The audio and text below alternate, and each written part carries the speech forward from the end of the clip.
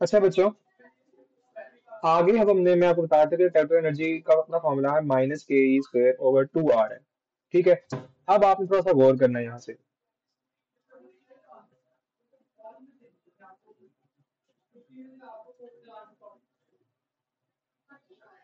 एक सेकंड रुको बच्चों। हाँ, अब देखो गौर करो, काइनेटिक एनर्जी का फॉर्मूला है ke²/2r है, लेकिन टोटल एनर्जी का फॉर्मूला है -ke²/2r है। यानी आप यहाँ से एक और रिलेशन निकाल सकते हो कि टोटल एनर्जी, सिर्फ टोटल एनर्जी है, it is the negative of minus kinetic, it is the negative of kinetic energy, वही है ना। टोटल एनर्जी में अगर आप नेगेटिव, काइनेटिक एनर्जी पे अगर आप नेगेटिव साइन लगा दो तो टोटल एनर्जी बन जाती है। यानी अगर ये 10 जूल है तो ये -10 जूल है, सिंपल एज दैट। अब आपको क्वांटाइज एनर्जी तो मैंने बता दिया है। अब ना बच्चे एक काम करते हैं। मैंने आपको दो रिलेशन बताया। ये देखो, total energy is equal to, मैंने आपको काइनेटिक एनर्जी, अच्छा ये देखो, मैंने आपको काइनेटिक एनर्जी यहाँ पे ना, वैसे ये करने की जरूरत तो कोई नहीं, लेकिन मैं चलो आपको करके दिखा देता हूँ। ये काइनेटिक एनर्जी लिखो, पोटेंशियल एनर्जी किसके इक्वल है, -2ke के। ऐसे ही है, इनको सॉल्व कर लो। के ई प्लस माइनस -2ke। तो देखो यहाँ पे आंसर आपके पास -ke ही आ रहा है, मतलब ये रिलेशन मैंने प्रूव कर दिया आपके सामने, ठीक। बहरहाल इसको करने की जरूरत नहीं है। आगे हम चलते हैं। एक सेल्फ जनरेटिंग इक्वेशन बनानी है हमने, एक टोटल एनर्जी के लिए, यानी क्वांटाइज्ड एनर्जी के लिए भी हमें एक सेल्फ जनरेटिंग इक्वेशन चाहिए, जाहिर है। तो बच्चे क्या करो, मैं आपको पहले सादी इक्वेशन लिखवाता हूँ। सादी इक्वेशन है, बल्कि वो तो मैं लिखवा चुका हूँ तीनों की, ठीक है। एक इक्वेशन लिखो, जो एनर्जी होती है ना, टोटल एनर्जी है, इसमें टोटल एनर्जी ही है। इसकी सादी इक्वेशन बल्कि पहले ये वाली देखो, हाँ ये भी नहीं लिखवाई मैंने। 2π² k²E4m डिवाइड बाय n²h², ठीक है। ये इक्वेशन है सादी फॉर द टोटल एनर्जी, कि एक शेल में, पार्टिकुलर शेल में एनर्जी कितनी है उस इलेक्ट्रॉन के लिए, ठीक है।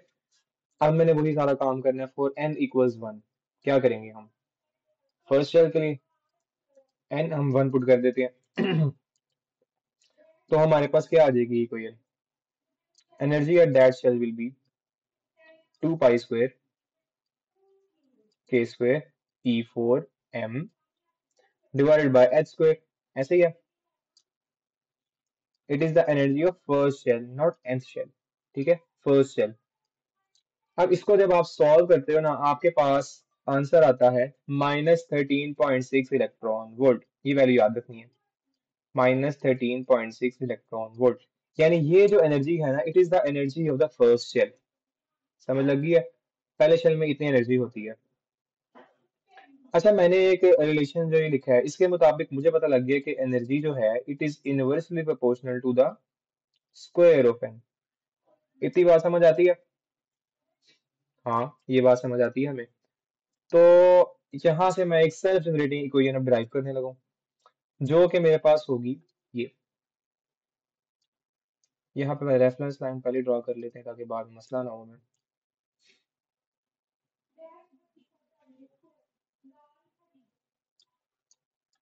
जो सेल्फ जनरेटिंग इक्वेशन में ड्राइव कर रहा हूँ वो बच्चे यहाँ पर है, एनर्जी ऑफ nth शेल जब आपने फाइंड आउट करनी हो किसी भी शेल की, it will be equal to E1। ये देखो ना, ये सारा E1 के इक्वल है, यहाँ पे n² भी आता है बट वो 1 के इक्वल पुट है, डिवाइडेड बाय n²। ये सारा आपके पास जो है किसके इक्वल है, E1 के इक्वल है। तो मैंने बस यही किया, ठीक है। तो E1/n², ठीक। अब मैं आपको कहता हूँ, मुझे बताओ सेकंड शेल की एनर्जी कितनी होगी, तो आप आराम से निकाल लोगे। आप कहोगे sir it will be equal to, E1 होती है -13.6 इलेक्ट्रॉन वोल्ट, इसको मैं डिवाइड कर दूंगा टू, सेकंड शेल 2 का स्क्वायर 4, ये इतनी एनर्जी सब होगी सेकंड शेल की, ठीक। इसी तरह थर्ड के लिए मैं क्या करूंगा, डिवाइड कर दूंगा 9 पे। फोर्थ के लिए क्या करूंगा, 16 पे डिवाइड कर दूंगा। एक बात आपने याद रखनी है, बेशक यहाँ पे इनवर्स रिलेशन आ रहा है, आप कहोगे जैसे जैसे आप शेल बढ़ता जाएगा एनर्जी कम होनी चाहिए, लेकिन ऐसा नहीं होता। क्यों, क्योंकि जो एनर्जी है वो नेगेटिव में होती है हमेशा, ये आपने याद रखनी है बात। यहाँ नेगेटिव लगाओ। अब देखो, जैसे जैसे शेल बढ़ेगा वैसे वैसे एनर्जी कम होगी, बट नेगेटिव वैल्यू में कम होगी। देखो, -10 ज्यादा है या -1 ज्यादा है, -1 बड़ा है, ठीक है। ऐसे नंबर लाइन होती है, 0, -1, -2, यहाँ से +1 +2, इस तरफ बड़ी वैल्यूज होती हैं, राइट की तरफ, ठीक है। मतलब -1 बड़ा है -2 से, तो -10 से तो -1 ऑब्वियसली बड़ा होगा। तो जैसे जैसे आप शेल बढ़ाते हो ना, समझो पहले शेल में अगर एनर्जी है -13.6, दूसरे शेल में मैं कहता हूँ एनर्जी आपके पास होगी -6 पॉइंट समथिंग, तो -6 पॉइंट समथिंग बड़ी है, ज्यादा है -13.6 से, ठीक है। तो जैसे जैसे शेल बढ़ता है ना, आपके पास एनर्जी भी एक्चुअली में बढ़ रही होती है, और नेगेटिव में कम हो रही होती है, मतलब एक्चुअली में तो बढ़ ही रही होती है, ठीक है। अब बच्चों एक बात समझ लो कि जैसे जैसे आप, एक पॉइंट आई है, शेल नंबर बढ़ता जाएगा ना, वैसे वैसे रेडियस तो बढ़ता जाएगा, पता लग गया मेरी बात। ये लेकिन स्क्वायर के साथ होता है रिलेशन में, वैसे भी आपको बता रहा हूँ ये। अच्छा, जैसे जैसे शेल बढ़ता जाएगा एनर्जी भी बढ़ेगी, मुझे पता लग गया। जैसे जैसे शेल बढ़ता जाएगा ना, तो बच्चे पोटेंशियल एनर्जी बढ़ेगी, इस बात को समझ लो। काइनेटिक एनर्जी कम होती है, क्योंकि देखो स्पीड जो है वो कम होती जाएगी उसकी, ठीक है ना। जितनी दूर जाएगा उतनी उसकी स्पीड कम होगी। पहले मैं सारे डायरेक्ट रिलेशन लिखवाता हूँ आपको, ये स्क्वायर वगैरह नहीं मैं लिख रहा, मैं सिर्फ बता रहा हूँ डायरेक्ट रिलेशन के हैं आपके, ठीक है। और एंगुलर मोमेंटम एल से हम लिखते हैं, ये भी बढ़ता जाएगा जैसे शेल बढ़ेगा। और अब इन्वर्सली वाले आ गए हैं, तो जैसे जैसे शेल नंबर बढ़ेगा स्पीड कम होती जाएगी, मतलब पांचवें शेल में जो स्पीड होगी वो कम होगी पहले से। वो स्पीड कम तो बच्चे मोमेंटम भी फिर कम हो रहा होगा।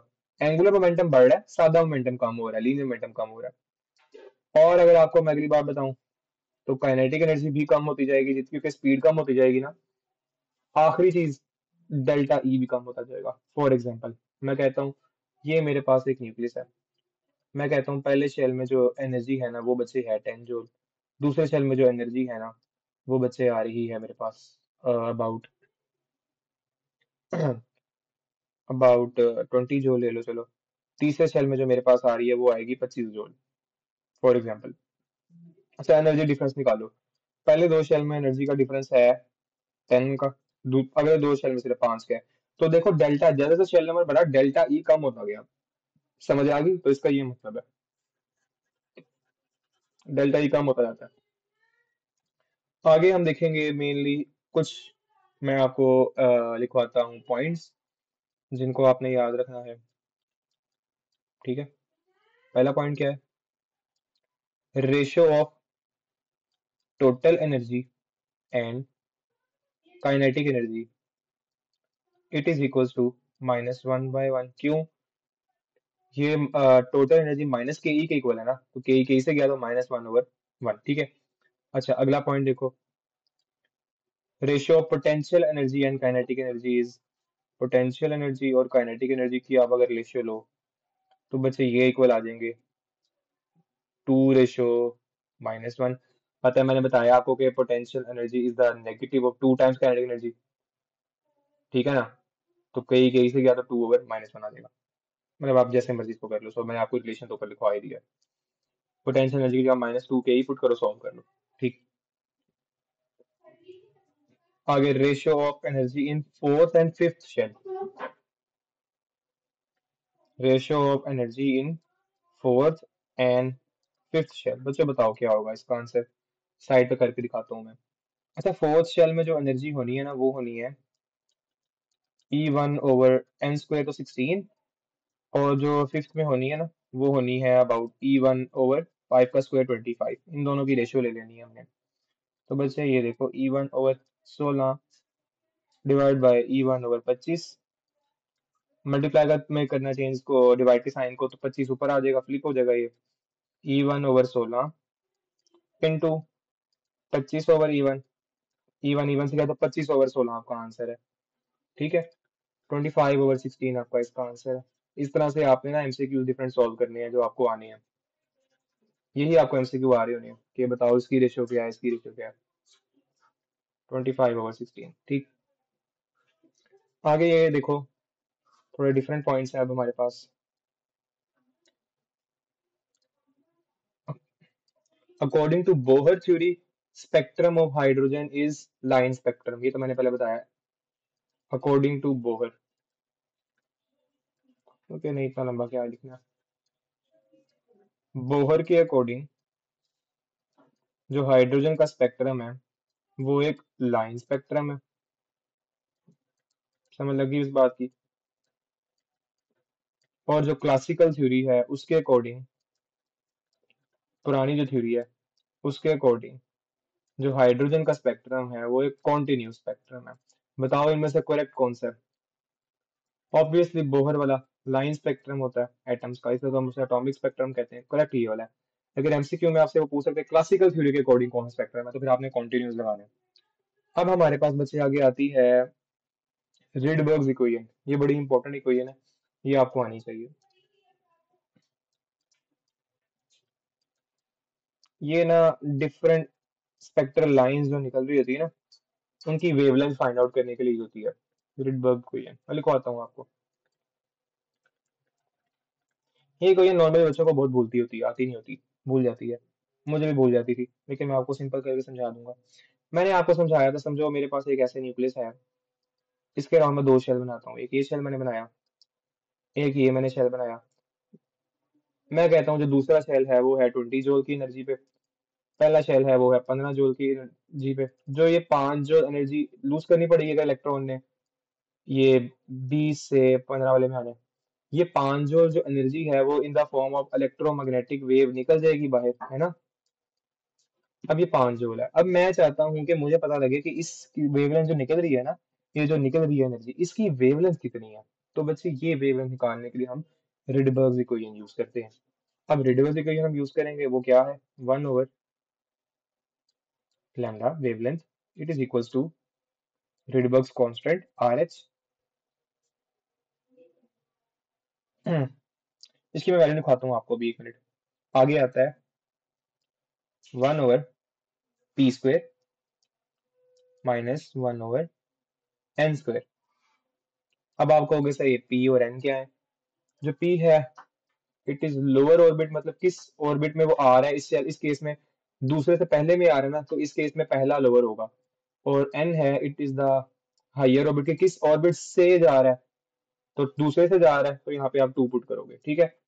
अच्छा, अब रिडबर्ग कांस्टेंट की वैल्यू क्या है? बस इसकी जो वैल्यू है बड़ी इजी है, इसकी वैल्यू मैं आपको लिखवा रहा हूँ। वो होती है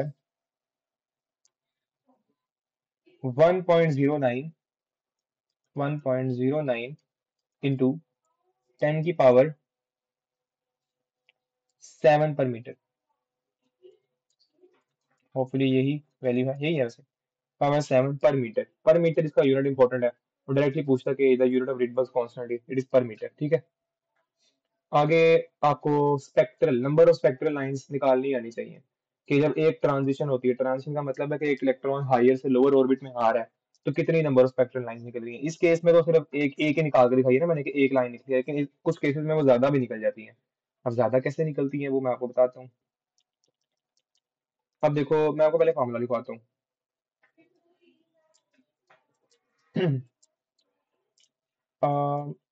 मेरी एक बात समझो, नंबर ऑफ पॉसिबल ट्रांस, कुछ टर्म्स हैं, टर्म्स क्या हैं जी? नंबर ऑफ पॉसिबल ट्रांजिशन, ये अगर आपने फाइंड करनी हो कि कितनी ट्रांजिशन पॉसिबल है, मतलब अगर वो चौथे शैल से मैं नीचे लाना चाहूँ, तो मैं किस किस शैल में ला सकता हूँ, मैं तीसरे में ला, दूसरे में ला, पहले में ला सकता हूँ, कितनी ट्रांजिशन करवा सकता हूँ मैं। Number of possible transition it is equal to number of photons जो कि in the form of electromagnetic wave निकल रहे हैं, number of photon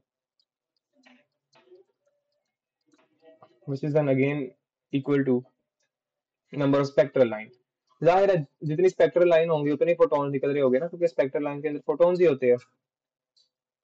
number of spectral line, इन सब का फॉर्मूला एक ही है, एंड दैट फॉर्मूला इज, बहुत ही इजी फॉर्मूला है ये, n into n minus 1/2, n into n-1/2। और n क्या है मैंने भी ऊपर बताया, n इक्वल्स हायर ऑर्बिट। मतलब आप तीसरे शेल से दूसरे शेल में अगर आ रहे हो, मतलब ये सिर्फ फॉर्मूला तब होता है, सॉरी, जब आप किसी हायर ऑर्बिट से पहले शेल में आओ। ये फॉर्मूला तब होगा हायर ऑर्बिट से पहले शेल में आओ, सिर्फ पहले शेल में, तब ये फॉर्मूला एप्लीकेबल है। जब दूसरे तीसरे शेल में आओगे उसके लिए भी फॉर्मूला मैं बताता हूँ। ये फॉर्मूला से तब लगेगा जब आप पहले शेल में आए हो, ठीक है। इसलिए आपने यहाँ पे पी पुट नहीं किया, लोअर ऑर्बिट नहीं पुट किया, सिर्फ हायर ऑर्बिट पुट करना है। समझो मैं तीसरे शेल में से पहले शेल में आया हूँ, यहाँ पे मैं 3 पुट करूंगा, मेरे पास कितनी स्पेक्ट्रल लाइन निकलेंगी? 3 × 3 - 1/2। 3 - 1 2 होता है, तो 3 × 2 = 6 और 2 3, यानी 3 स्पेक्ट्रल लाइन निकलेंगी अगर मैं तीसरे शेल से सेकंड शेल में आता हूँ। चलो इसको थोड़ा ना डिपिक्ट करने, तीसरे से पहले शेल में आता हूँ, अब इसको थोड़ा डिपिक्ट करने की भी कोशिश करते हैं। समझो ये तीसरा शेल है, ये दूसरा है, ये पहला है। 3 लाइन निकलनी चाहिए। समझो पहला, ये मेरे पास तीसरे शेल में इलेक्ट्रॉन है, पहले वो उतर के आएगा इधर। जब वो यहाँ पर आया ना, समझो यहाँ पर एनर्जी ज्यादा थी, यहाँ पे कम थी, तो एक स्पेक्ट्रल लाइन कोई निकल गई। ठीक, अब वो यहाँ से नीचे की तरफ आया, तो एक स्पेक्ट्रल लाइन और निकलेगी। ठीक है। ये बात समझ आती है, लेकिन किसी तरह ना एक ये, अब मुझे आइडिया नहीं है कि किस तरह होता है, एक बार मैंने सीखा था ये, लेकिन अभी आपको ना ये करने की जरूरत भी नहीं है वैसे।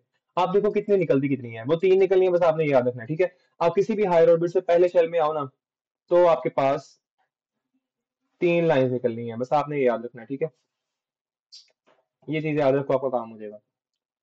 अब आगे चलते हैं। यकीन करो, इतना ज्यादा आपको डीप जाने की जरूरत नहीं है, इतना इनफ होता है, बल्कि इनफ से ज्यादा ही करवा रहा हूँ।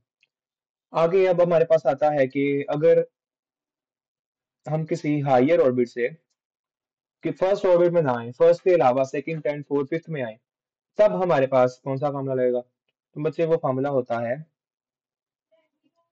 n2, n2 is the higher one, ठीक है, minus n1 into n2 minus n1 +1 divide by 2। मतलब अब मैं कहता हूँ, अब मैं तीसरे से दूसरे में आया हूँ, तो आप यहाँ 3 पुट करोगे, n1 पे आप 2 पुट करोगे, सारे को सॉल्व करो, आपके पास नंबर ऑफ पॉसिबल ट्रांजिशन पूछी हो वो निकल आएंगी, नंबर ऑफ फोटॉन निकले पूछे हो वो निकल आएंगे, नंबर ऑफ स्पेक्ट्रल लाइंस पूछी हो वो भी निकल आएंगी। तो इस फॉर्मूले से निकलेंगी, यानी जब आप हायर से किसी ऐसे में आओ जो कि अदर देन फर्स्ट हो, ठीक है, हायर से अदर देन वन में आओ, तब ये आप फॉर्मूला यूज करोगे स्पेक्ट्रल लाइंस के लिए। ठीक है। अच्छा मुझे ये बताओ कि एक पॉइंट लिख लो, there are infinite spectral lines in hydrogen spectrum.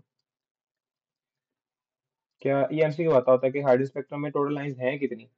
तो वो इनफिनाइट है। बताता हूँ कैसे।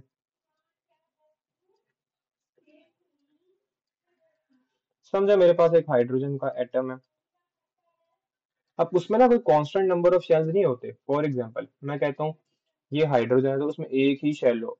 एक शेल हम ज्यादातर इसलिए देते हैं क्योंकि उसके पास होता ही एक इलेक्ट्रॉन है। अगर उसके पास और इलेक्ट्रॉन हो ना, तो वो जितने मर्जी आप शेल बनाते रहो, जितने मर्जी, क्योंकि शेल इनविजिबल होते हैं, असल में नहीं होते, हमने खुद बनाए हुए हैं अपने लिए।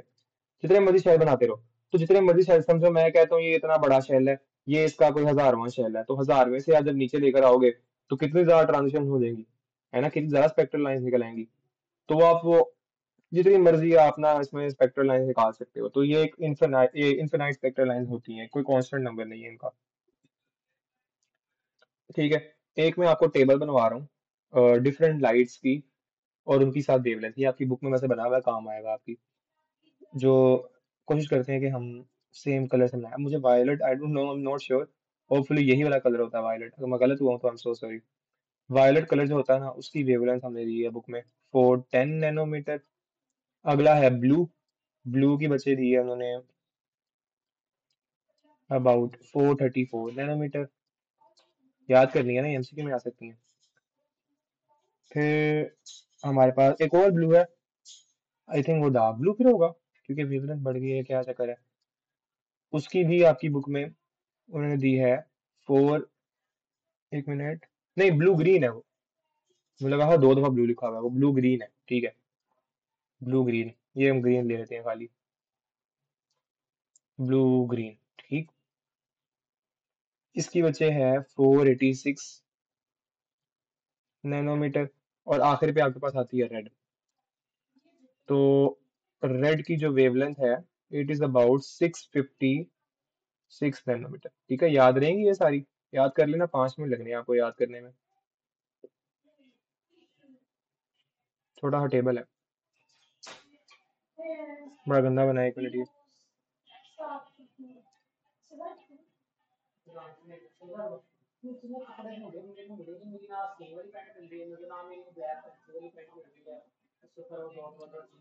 ना बुरा बन रहा है बहुत। एक काम करते हैं ना, ऐसे ऐसे, चलो बेहतर है ना?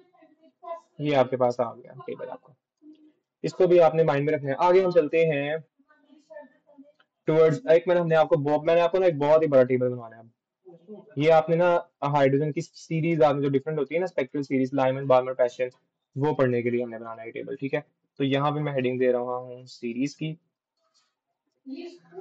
अच्छा, कौन सी होगी उसकी प्रॉपर्टीज आगे हम देखेंगे कि उसमें लोअर ऑर्बिट कौन सा होता है और उसमें हायर ऑर्बिट कौन सा होता है, वो देखना है हमने। इसके बाद हमारे पास जो लेमडा का फॉर्मूला होता है, यानी मैंने आपको बताया ना वो रिडबर्ग इक्वेशन से निकालते हैं हम, तो वो हम कैसे लिखेंगे पार्टिकुलर सीरीज के लिए? 1/p² -1/n², ठीक। और लेमडा मिनिमम के उस सीरीज में से कोई ऐसी स्पेक्ट्रल लाइन जिसकी मिनिमम वेवलेंथ हो, वो कैसे निकालते हैं? वो निकलेगी p²/rh। ये शॉर्टकट फॉर्मूला याद करना है आपने, ठीक है? शॉर्टकट फॉर्मूला है, आपने ये याद करना है। ओके, लेमडा मिनिमम हो गया। मेरे पास ये जगह बहुत ज्यादा ले रहा है, एक काम करते हैं ना, थोड़ी ज्यादा जगह बना देते हैं।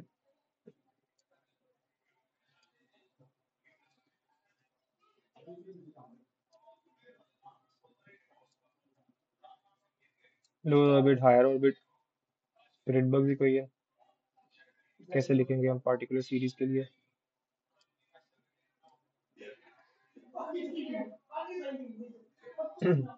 लेमडा मिनिमम कैसे निकालेंगे, मैं साथ में जाता हूँ। लेमडा मिनिमम क्या होती है, लेमडा मैक्सिमम क्या होती है, सारा कुछ बताता हूँ मैं।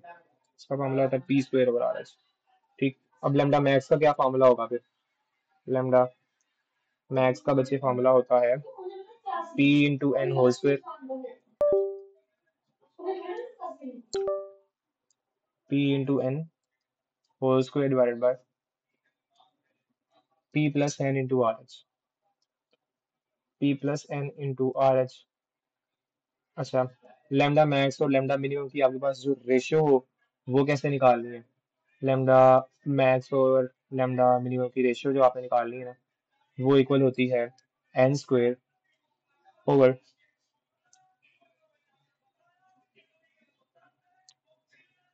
p²। करके दिखाऊंगा ये सारा कुछ, टेंशन ना लो। और एंड पे हमने रेंज लिखनी होती है, उसको मैं खाली आर लिख रहा हूँ, ठीक है, रेंज। अब आप परेशान हो गए होगे कि सर ने ये क्या लिख दिया। अभी मैं आपको ना ये सारा कुछ समझाता हूँ। अब हम जरा थोड़ी ना स्पीड बढ़ाएंगे, अभी मैं बड़ा स्लो स्लो लेके चल रहा था, तो अब हम जरा थोड़ी स्पीड बढ़ाएंगे सब पढ़ने की, ठीक है? अच्छा बच्चे, पहली सीरीज हमारे पास, हमारे पता है हमारे पास 5 ही सीरीज है। तो पहली सीरीज हमारे पास है लाइमन, तो लाइमन सीरीज थोड़ी जगह बना लेते हैं। लाइमन सीरीज, तो बच्चों जो लाइमन सीरीज होती है ना, उसमें हमारे पास, हमें पता है कि किसी भी बाह्य भाग, समझो कि कोई भी शेल है, हायर शेल है, उससे पहले शेल में जब कोई इलेक्ट्रॉन आएगा ना, तब हमारे पास अ, होनी होती है। लोअर शेल क्या होता है, पी होता है। हायर शेल क्या होता है, एन होता है। तो कोई बाहर, ये मतलब कोई भी हो सकता है, 2, 3, 4, 5, 6 जितना मर्जी हो, अब टू इन्फिनाइट। इन्फिनाइट से, किसी भी इन्फिनाइट शेल से अगर आप पहले शेल में ले आए हो ना, तो जो भी वेवलेंथ निकलेंगी ना, वो लाइमन सीरीज की होंगी, ठीक। इसमें जो हमने इक्वेशन लिखनी होती है, वो बच्चे ऐसे लिखते हैं हम। पी इसमें मैं मिनिमम लूंगा, एन इसमें मैं मैक्सिमम लूंगा, ठीक है? तो 1/λ इक्वल्स आर एच, मुझे पता है। मिनिमम इसमें तो पी तो होता ही 1 है, तो 1 का स्क्वायर 1। मैक्सिमम एन मुझे पता है इनफाइनाइट हो सकता है, तो इधर इनफाइनाइट का स्क्वायर लिख लो। ऐसे हम लिखेंगे मिनिमम और मैक्सिमम के लिए रेडबर्ग इक्वेशन। अब लैम्डा मिनिमम निकालना है। पहली बात है, लैम्डा मिनिमम है क्या? समझो मेरे पास ऐसे है, ये कोई तीसरा शेल है, दूसरा शेल है, पहला शेल है, ठीक है? अब मैं कहता हूँ कि एक ये है, एक ये है। मुझे पता है कि ये 25 जूल का अगर मैं लेता हूँ, ये मैं लेता हूँ, चलो ये 20 जूल का है, मैं कहता हूँ ये 5 जूल का है, ठीक है? अब मुझे पता है कि एक अगर इलेक्ट्रॉन है वो तीसरे से पहले शेल में आएगा, तो वो कितनी एनर्जी लूज करेगा? बच्चे, वो 20 जूल एनर्जी लूज करेगा। मुझे पता है कि अगर वो दूसरे से पहले में आएगा, वो सिर्फ 15 जूल एनर्जी लूज करेगा। मतलब जितने बड़े शेल से आप नीचे लेके आओगे, उतनी वो ज्यादा एनर्जी की स्पेक्ट्रल लाइन निकलेगी। ये वाली स्पेक्ट्रल लाइन 20 जूल की होगी, ये वाली 15 जूल की होगी। समझ आ रही है इस बात की? अब जितनी ज्यादा एनर्जी होती है ना, उतनी कम वेवलेंथ होती है, ये बात का पता है ना? E is equal to h C by lambda से, ये डाउन ऑफ मॉडल से इसको पढ़ा चुका हूँ, is equal to H F, और इज इक्वल एच एफ से एच सी बाय लेमडा, क्योंकि C is equal to F lambda होता है, यहाँ से आप एफ निकाल लो, एच सी बाय लेमडा, यानी एनर्जी और वेवलेंथ इनवर्सली प्रोपोर्शनल है। अगर आपने मिनिमम वेवलेंथ रखनी है तो आपको एनर्जी मैक्सिमम करनी पड़नी है। एनर्जी मैक्सिमम कब करोगे, जब आप पहले शेल में और जो ऊपर हायर शेल है उनमें डिस्टेंस बहुत ज्यादा कर दो। अगर मैं ये इन्फिनाइट रख दूं, ये पहला शेल रख दूं, तो बहुत ज्यादा एनर्जी रिलीज लूज करनी पड़ेगी, फिर जाके वो पहले शेल में आएगा, तो एनर्जी मैक्सिमम, तो इस केस में लैम्डा विल बी मिनिमम। ठीक है, तो जब भी आपने लैम्डा मिनिमम निकालना हो तो आप इन्फिनाइट से उठा के ले आते हो पहले शेल में लाइमन के लिए, समझ आ गई। लेकिन अभी सारी कैलकुलेशन हम इसमें कर सकते हैं, ये देखो मैं इन्फिनाइट से उठा के पहले मिलाया हूँ, इस सारे को मैं सॉल्व कर सकता हूँ, लेकिन मेरे पास डायरेक्ट फॉर्मूला भी है लैम्डा मिनिमम निकालने का, it will be equal to p square over R H. तो बच्चे p square over R H, p क्या होता है, वन होता है, वन का square one, one over R H, ये लो, ये आ गई इसकी लैम्डा मिनिमम। अब लैम्डा मैक्स क्या होगा फिर, बड़ी कम एनर्जी चाहिए, कम एनर्जी, मिनिमम एनर्जी हमें मिलेगी जब हम सेकंड शेल से पहले शेल में आ जाए, सबसे कम एनर्जी, क्योंकि इससे ऊपर जितने भी हैं वो ज्यादा एनर्जी लूज करके यहाँ पे आएंगे, तो एनर्जी कम तो फिर वेवलेंथ ज्यादा। ठीक, अब लैम्डा मैक्स का मैंने आपको फॉर्मूला बता दिया, पी इंटू एन का होल स्क्वायर। इस केस में बच्चे आपने आपने पुट वही करना है, वन इंटू टू टू, हाँ, इसको वन पुट करो, पी तो वन है, एंड इस केस में हमने क्या लेना है, मैक्सिमम निकाली है ना एनर्जी, तो इस केस में हमने टू लेना है, वन टू टू, टू का स्क्वायर ऊपर फोर आ गया, नीचे देखो क्या आता है, P plus N, one plus two three, three R H, ये बच्चे four over three R H. आपको वो कहेगा what is the lambda maximum for Lyman series, ये लो four over three R H होती है, निकाल दी मैंने आपको डायरेक्टली। फिर वो कहेगा what is the ratio of lambda maximum over lambda minimum, ये लो एन, मैंने आपको बताया इस केस में आपने पुट करना है टू पुट करना था ना, टू पुट करना है, क्योंकि मैक्सिमम वेवलेंथ के लिए हमें क्या चाहिए, कम एनर्जी चाहिए, कम एनर्जी हम सेकंड से लेकर तभी निकलती है हमें, टू का स्क्वायर फोर, इधर भी आप टू पुट करो, फोर माइनस वन, देखो ना, फोर, टू का स्क्वायर फोर, वन का square one, four minus one three, ये लो four over three, four over three ratio होगी। और जो लाइमन सीरीज होती है ना वो अल्ट्रा वायलेट रेंज में आती है, मतलब जो उसकी स्पेक्ट्रल लाइन निकलती है ना वो अल्ट्रा वायलेट रेज होती है, ये पता लग गया इस बात की। चलो आगे देखते हैं बच्चे, अगली सीरीज है हमारे पास बाल्मर। बाल्मर के बारे में एक स्पेशल बात ये है कि ये सबसे पहले हुई थी, क्या कहते हैं, सबसे पहले हुई थी डिस्कवर, क्यों, क्योंकि ये विजिबल लाइट निकालती है, इससे जो लाइट स्पेक्ट्रल लाइट निकलती है ना वो विजिबल होती है, उनको हम देख सकते हैं, इसलिए ये सबसे पहले डिस्कवर हो गई थी। इसकी जो स्पेक्ट्रल लाइन है वो विजिबल रेंज में होती है, समझ आ गई इस बात की भी। अच्छा, इसमें लोअर शेल होता है, आप कहीं ऊपर से उठा के, किसी से ऊपर उठा के सेकंड शेल में लाते हो, एन इसमें थ्री से आगे कुछ भी हो सकता है अप टू इनफिनाइट। ठीक है, अच्छा, इसमें आप रिडबर्ग इक्वेशन कैसे लिखोगे, for minimum and maximum, R H, मतलब मैक्सिमम शेल से मिनिमम शेल में उठा के लेकर आना है, इसमें वन टू का स्क्वायर फोर यहाँ पे लिखोगे ओवर वन माइनस इनफिनाइट का स्क्वायर। ठीक है, अच्छा, ये कैसे निकालेंगे हम, टी स्क्वायर, लैम्डा मिनिमम निकालना है, मतलब इन्फिनिटी से उठा के लाना है, खैर वो तो जरूरत नहीं है, टू का square four over R H. ठीक है, अब ये निकालना है मैंने, लैम्डा मैक्सिमम मुझे पता है, अगर मैं तीसरे शेल से दूसरे में लाऊंगा ना तो सबसे कम एनर्जी निकलेगी, सबसे कम एनर्जी निकालनी है मैंने, तो यहाँ मैंने पुट करना है three into two, three two six, six का स्क्वायर थर्टी सिक्स, अच्छा thirty six over three plus two five R H, समझ आ रही है, समझ आ रही है ना। रेशियो ले लो इन दोनों की बच्चे, रेशियो में आपने यहाँ पे थ्री पुट करना है, थ्री का स्क्वायर नाइन, नाइन यहाँ पे भी नाइन आ जाएगा, माइनस पी इसमें two two, nine minus four five, nine और फाइव इसकी रेशियो है। और बच्चे ये विजिबल रेंज में आता है, ठीक है ना, ये विजिबल रेंज में आती है, आप इनको देख सकते हो इसकी स्पेक्ट्रल लाइंस को। अच्छा, अगली हमारे पास आ जाती है, अगली रेंज में हमारे पास लाइमन बाल्मर पैशन, अगली आ जाती है पैशन। पैशन में आप किसी भी ऊपर वाले शेल से उठा के तीसरे शेल में ला सकते हो। ठीक है, किसी भी ऊपर वाले शेल से उठा के आप तीसरे शेल में ला सकते हो, तो एन आपने इस केस में आप फोर यूज कर सकते हो, फाइव यूज कर सकते हो, अप टू इन्फिनाइट आप यूज कर सकते हो। ठीक है, इस केस में आप इक्वेशन कैसे लिखोगे, one over lambda is equal to Rydberg equation, one over three का square nine minus one over infinite का स्क्वायर। ठीक, ये निकाल लो आप, पी इसमें थ्री है, three three nine over R H आ जाएगी, सिंपल। और ये अगर आपने निकालनी है तो पी इंटू एन, इसमें आपने मैक्सिमम निकाली तो आप चौथे शायद से तीसरे में लगाओगे तो आपको मैक्सिमम वेवलेंथ मिलेगी, एनर्जी कम मिलेगी। तो four three jar twelve, twelve का स्क्वायर होता है बच्चे one forty four over three plus four seven are H, समझ आ गई है इस बात की भी। आगे इन दोनों की रेशियो लेनी है बच्चे। एन तो इस केस में हमें पता है 4 था। 4 4 जा 16, 16 में से आपने 9 निकालने हैं। 16 में से 9 निकाल दो, पीछे 5 से पीछे। एक सेकंड, 16 - 9 क्या होता है? 7 होता है। क्या हो गया मुझे? ये लो, 0 एक कैरी। वही बात आ गई। अच्छा, एक मिनट। 15 14 13 12 8। एक मिनट, 16 में से 9 निकालने हैं। 7 ही आता है, क्या हो गया? ठीक है, 7 ही आता है। कल ऐਵੇਂ ही थोड़ा सा ना मेरा। हाँ, इसकी रेंज होती है इंफ्रारेड रेडिएशन। जो इसकी लाइट निकलती है वो इंफ्रारेड में होती है। हद होगी इसकी जैसे भी। खैर, आगे देखो। Lyman Balmer Paschen Brackett. Brackett में लोअर शेल आप किसी भी शेल से उठा के फोर्थ शेल में लाओ। बड़ा शेल आप इसमें 5 से ऑनवर्ड कोई भी यूज कर सकते हो। तो बच्चे इसमें 1/λ जो होता है वो होता है RH। 1/4 4 4 16 माइनस 1/इनफिनाइट का स्क्वायर। अच्छा, 4 4 जा 16/RH इसमें आप यूज कर सकोगे। और इसमें आपने फॉर्मूला अगर यूज करना है तो आप यहाँ पे N5 यूज करोगे। 4 5 जा 20। 20 का स्क्वायर होता है 400। 400